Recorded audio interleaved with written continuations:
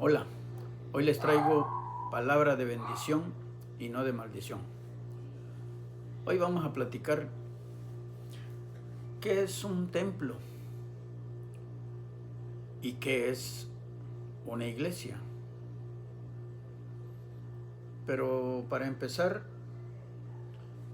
vamos a escuchar lo que dice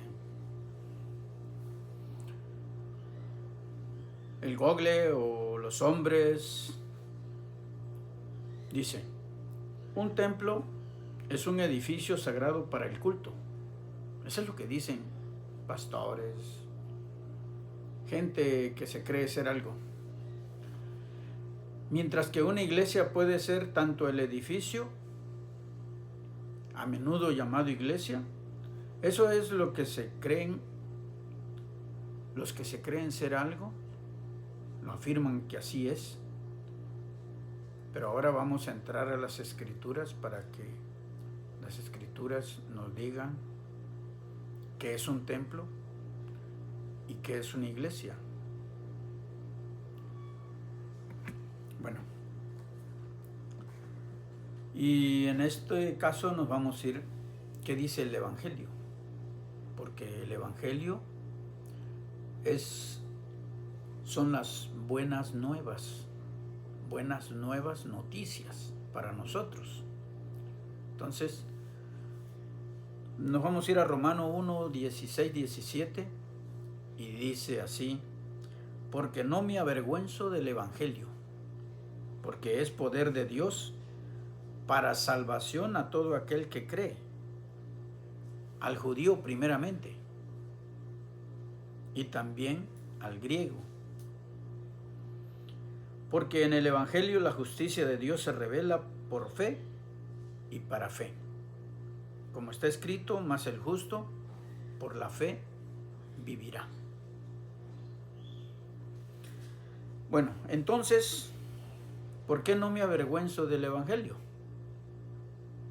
Porque tiene un gran fundamento y está constituido sobre una roca. Y esa roca es el Mesías, el Hijo del Dios viviente. Luego sostiene los escritos de los apóstoles, profetas y todos los que obedecemos al Evangelio. Somos edificados juntamente con ellos y la iglesia va creciendo por cada ser humano que se integra a obedecer el Evangelio. Porque el Evangelio es todo el Nuevo Testamento. Bueno, Efesios 2, 20 al 22 dice: edificados sobre el fundamento de los apóstoles y profetas. Ese es el fundamento de la iglesia. Ese es el fundamento del templo. Ese es el fundamento del Evangelio. Edificados sobre el fundamento de los apóstoles y profetas, siendo la principal piedra del ángulo Cristo Jesús, no un apóstol. Siendo la principal piedra del ángulo Cristo Jesús, en quien todo el edificio, bien coordinado, va creciendo para ser un templo santo en el Señor, en quien vosotros también sois juntamente edificados para morada de Dios en el Espíritu.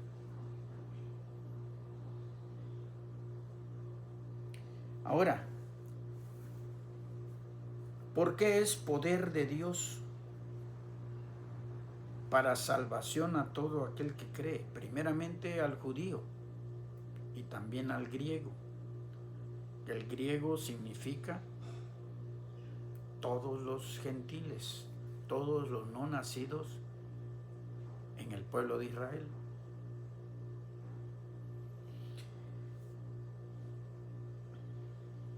Porque el Evangelio significa buenas noticias. Eso es lo que significa Evangelio. De hecho, es una muy buena noticia donde Dios nos anuncia que por medio de su Hijo podemos tener vida eterna. derribando él mismo todos los estatutos que nosotros, los no nacidos en el pueblo de Israel, no teníamos nada que ver y no teníamos cómo alcanzar la salvación y la vida eterna. Y él mismo envió a su Hijo para rescatarnos y salvarnos. Juan 3:16 al 19 dice: porque de tal manera amó Dios al mundo, que ha dado a su Hijo unigénito, para que todo aquel que en él cree no se pierda, mas tenga vida eterna. Porque no envió Dios a su Hijo al mundo para condenar al mundo, sino para que el mundo sea salvo por él. El que en él cree no es condenado, pero el que no cree ya ha sido condenado, porque no ha creído en el nombre del unigénito Hijo de Dios. Ahí nos va llevando el Evangelio. Y esta es la condenación, que la luz vino al mundo y los hombres amaron más a las tinieblas que a la luz, porque sus obras eran malas. O sea, nosotros, ¿a qué venimos a este mundo? El cuerpo que tenemos, el espíritu que tenemos, el alma que tenemos, no es vuestra, no es nuestra. Todo es de Dios. Entonces, si todo es de Dios, ¿nosotros qué somos? Somos administradores de este templo. Nosotros somos administradores de este templo. Entonces, ¿por qué nosotros amamos más lo que no edifica y no nos metemos con lo que edifica? La borrachera no edifica. Eso es cosa del error, de las tinieblas. Vamos a irnos directos. Esa es obra de Satanás, que quiere que este cuerpo que tú tienes, el espíritu y el alma, se embriague, que fume cigarros. Tienes esposa y Satanás que quiere que te metas con otra mujer que no sea tu esposa. Vas caminando y te encuentras un dinero y te lo metes a la bolsa. Y luego aparece el dueño y dice: no vieron, por acá se me cayó mi dinero. Pero como ya está en tu bolsa y te va a servir, niegas tener ese dinero y todavía dices: no, yo no lo he visto, apenas acabo de llegar, voy pasando, y el dinero ya está en tu bolsa. O se perdió X cosa y tú lo tomas. ¿A quién estás negando?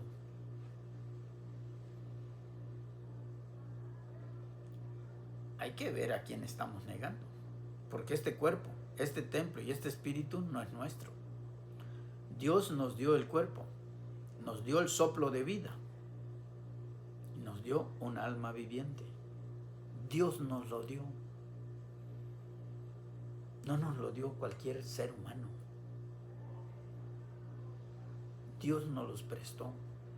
Nos prestó a la esposa, primeramente al papá, a mamá, luego a la esposa, los hijos, los yernos, los nietos.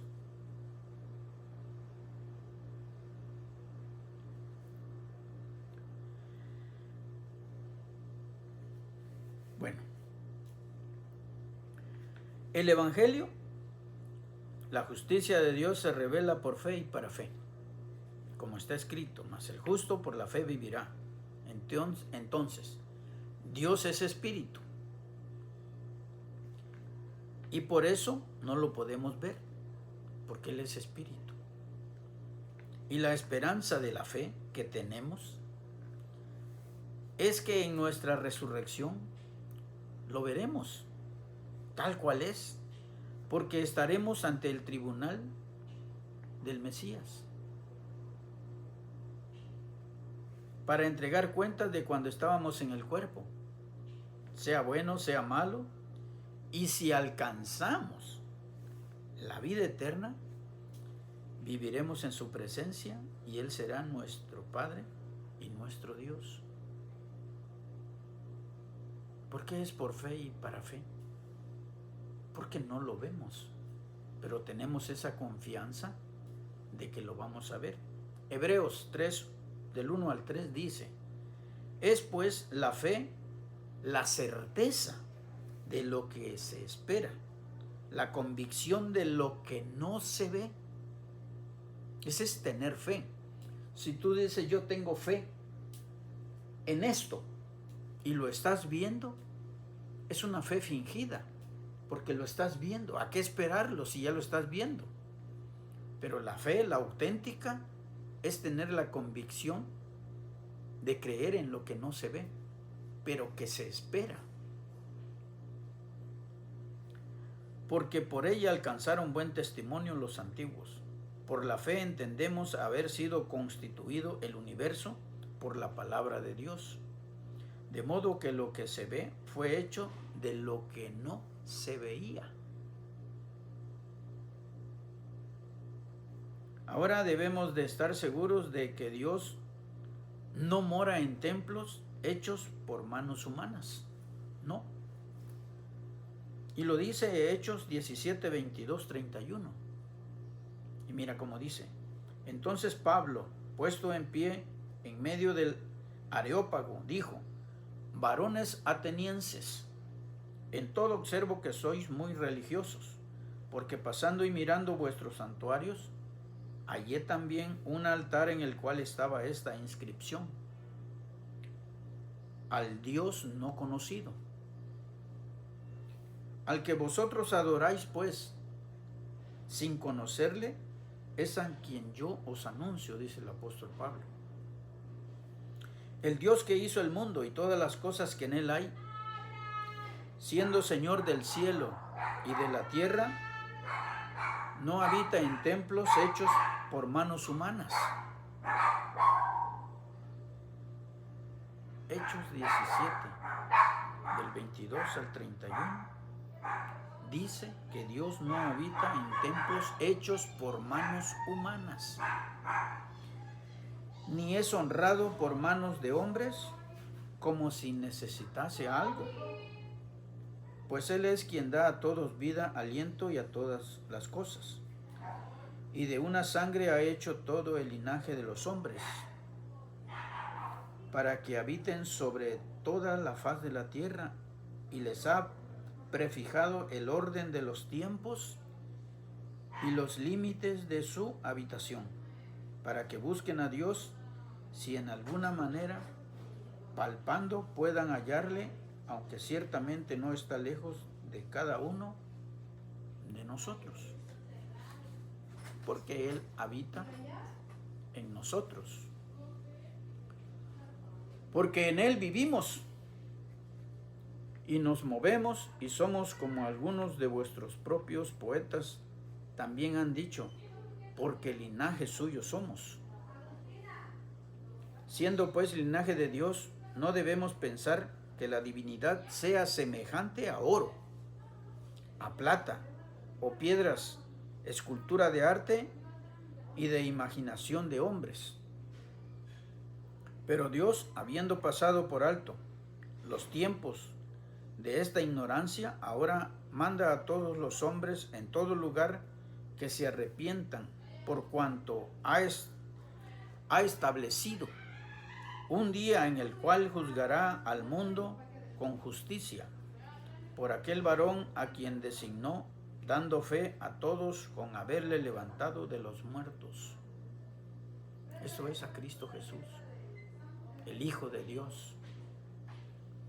Ahora, entonces, ¿cuál es el verdadero templo de Dios aquí en la tierra? Porque el Señor dejó una sola iglesia.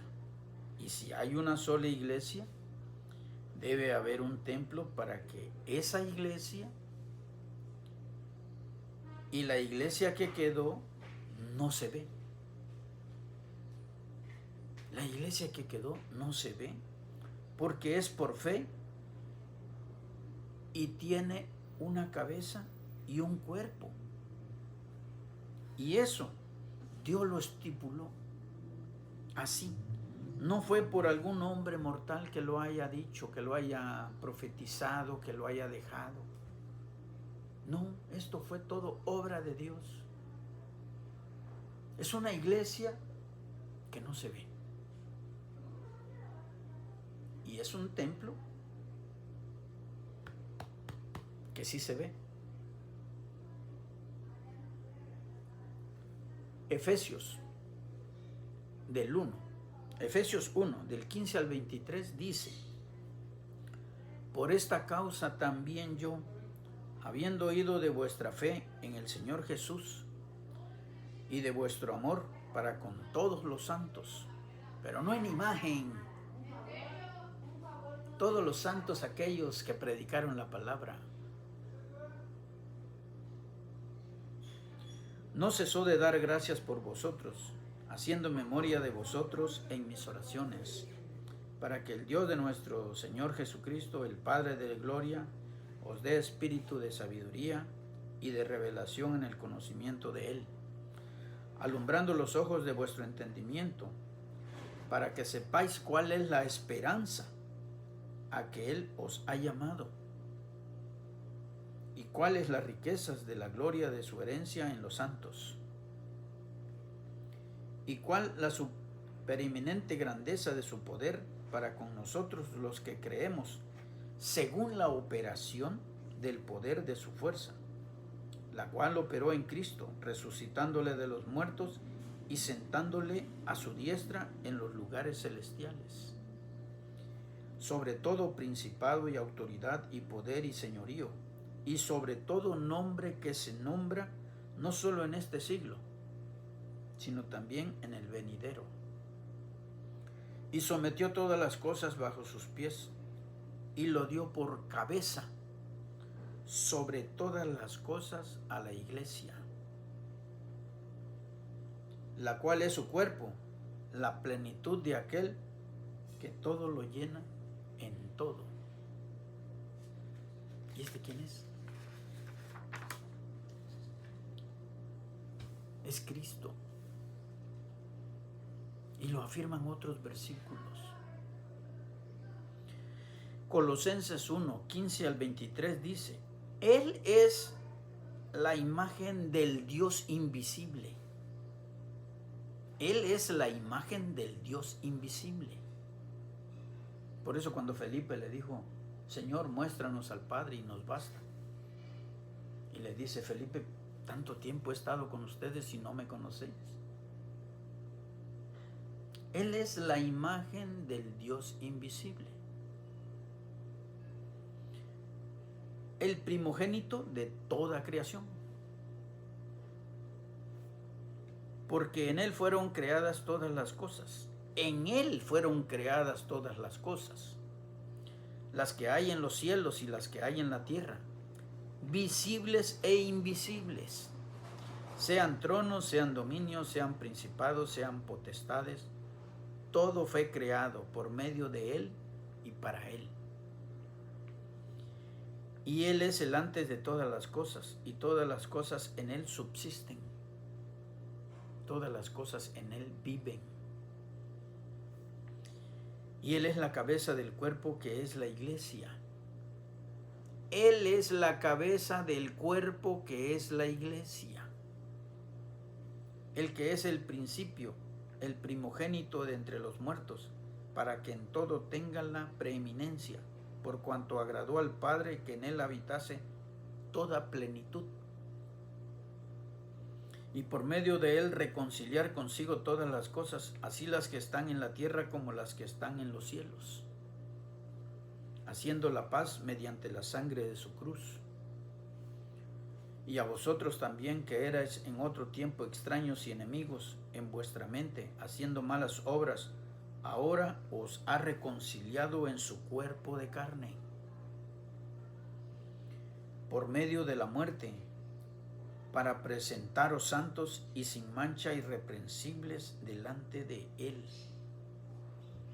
como Dios, delante de Él como Dios, porque Él es Dios. Si en verdad permanecéis fundados y firmes en la fe,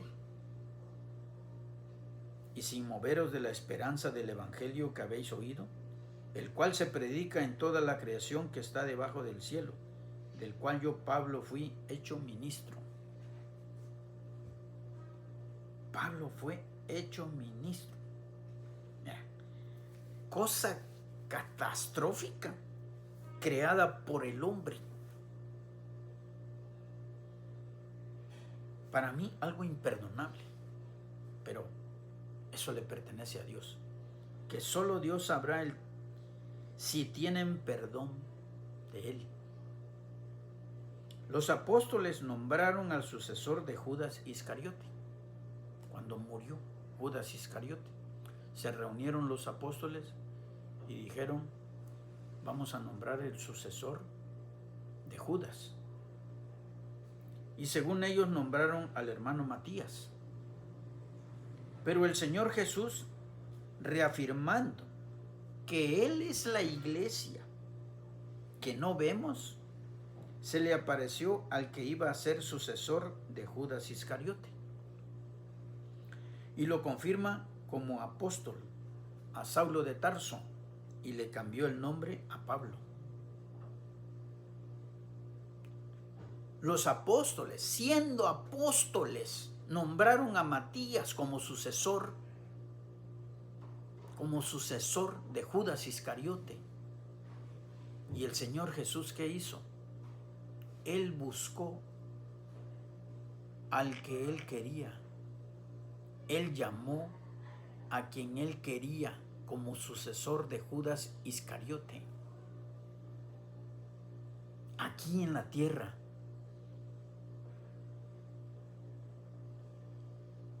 Hay un sucesor de Pedro. Y va muriendo, y va muriendo, y va muriendo. Cuando murió el tercer sucesor de Pedro, el apóstol Juan todavía vivía, porque él murió a los 99 años. A los 99 años murió el tercer hombre, según los hombres, sucesor de Pedro.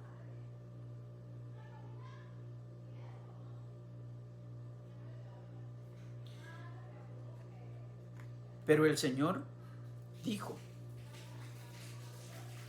se topó a Saulo de Tarso. Lo vamos a leer. Hechos 9, del 1 al 31.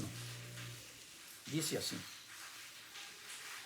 Saulo, respirando aún amenazas y muerte contra los discípulos del Señor, vino al sumo sacerdote y le pidió cartas para las sinagogas de Damasco, a fin de que si hallase algunos hombres o mujeres de este camino, los trajese presos a Jerusalén. Mas yendo por el camino, aconteció que al llegar cerca de Damasco, repentinamente le rodeó un resplandor de luz del cielo, y cayendo en tierra oyó una voz que le decía: Saulo, Saulo, ¿por qué me persigues? ¿A quién perseguía Saulo? A la iglesia. Y el Señor Jesús le dice: Saulo, Saulo, ¿por qué me persigues? ¿Sí me explico?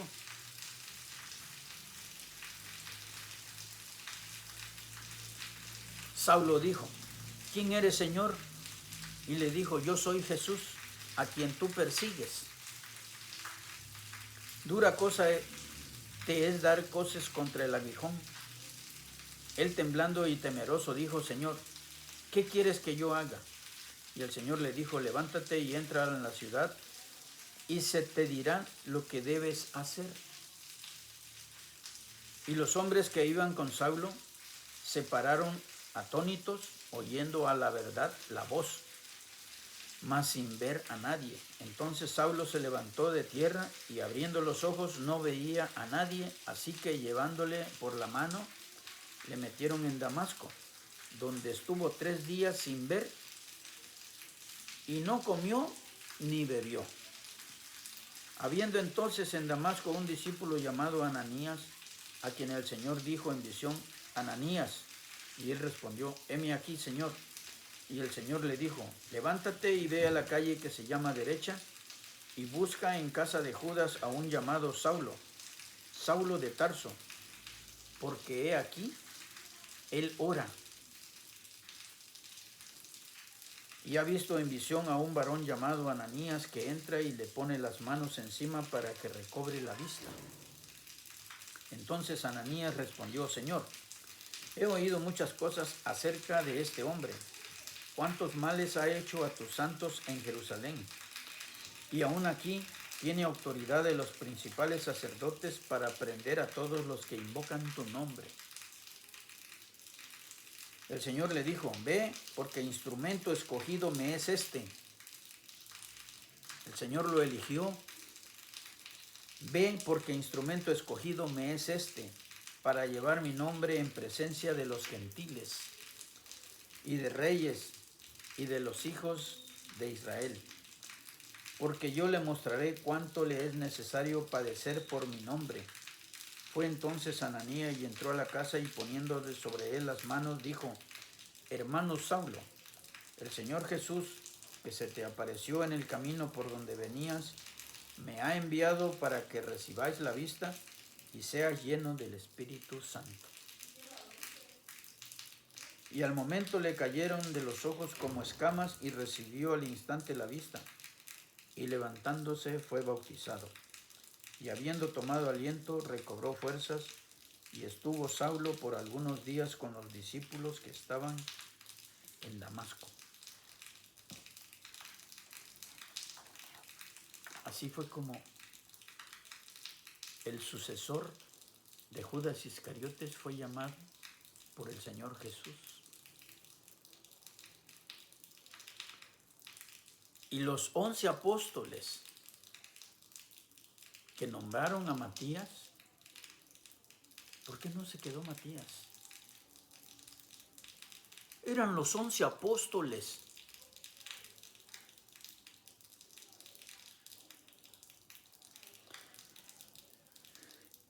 Voy a seguir leyendo. Dice: y enseguida predicaba a Cristo en las sinagogas, diciendo: este era el Hijo de Dios. Que este era el Hijo de Dios. Y todos los que oían estaban atónitos y decían: ¿no es este el que asolaba en Jerusalén? Y los que invocaban este nombre, y a eso vino acá, para llevarlos preso ante los principales sacerdotes. Pero Saulo mucho más se esforzaba y confundía a los judíos que moraban en Damasco, demostrando que Jesús era el Cristo. Pasados muchos días, los judíos resolvieron en consejo matarle. Pero sus acechanzas llegaron a conocimientos de Saulo, y ellos guardaban las puertas de día y de noche para matarle. Entonces los discípulos, tomándole de noche, le bajaron por el muro, descolgándole en una canasta. Cuando llegó a Jerusalén, trataba de juntarse con los discípulos, pero todos le tenían miedo, no creyendo que fuese discípulo. Entonces Bernabé, tomándole, lo trajo a los apóstoles y les contó cómo Saulo había visto en el camino al Señor, el cual le había hablado, y cómo en Damasco había hablado valerosamente en el nombre de Jesús. Y estaba con ellos en Jerusalén, y entraba y salía, y hablaba denodadamente en el nombre del Señor, y disputaba con los griegos, pero estos procuraban matarle. Cuando supieron esto, los hermanos le llevaron hasta Cesarea, y le enviaron a Tarso. Entonces, las iglesias, escucha bien, entonces, las iglesias tenían paz por todo Judea. Las iglesias tenían paz por toda Judea. No dice una.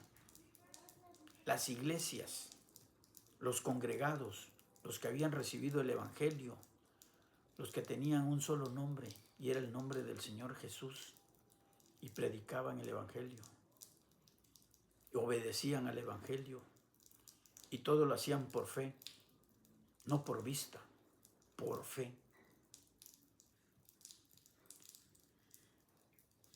Entonces las iglesias tenían paz por toda Judea, Galilea y Samaria, y eran edificadas andando en el temor del Señor, y se acrecentaban fortalecidas por el Espíritu Santo.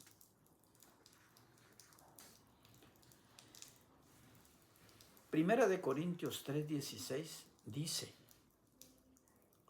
¿o ignoráis que sois templo de Dios? Este cuerpo, que no es nuestro, lo debemos de cuidar, de ordenar, de limpiar de impurezas, de sanarlo, para que Dios viva en nosotros.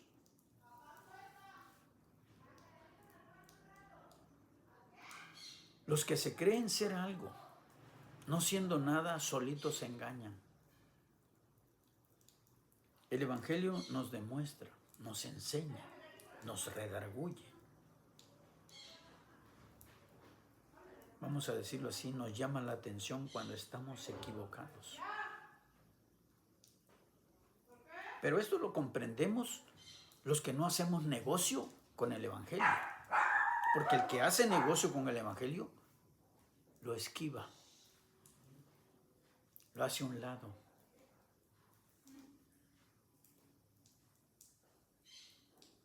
Pero los que queremos anunciar las buenas nuevas sin recibir un solo peso, porque todo esto se nos fue dado de gracia, estamos a gustos, estamos contentos de que la palabra de Dios salga por nuestra boca.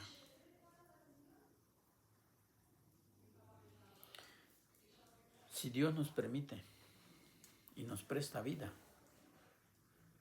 nos veremos la próxima semana.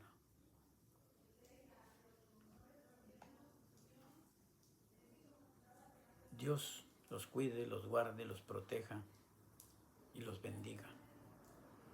Y todo esto de todo corazón fue en el nombre del Señor Jesús. Amén.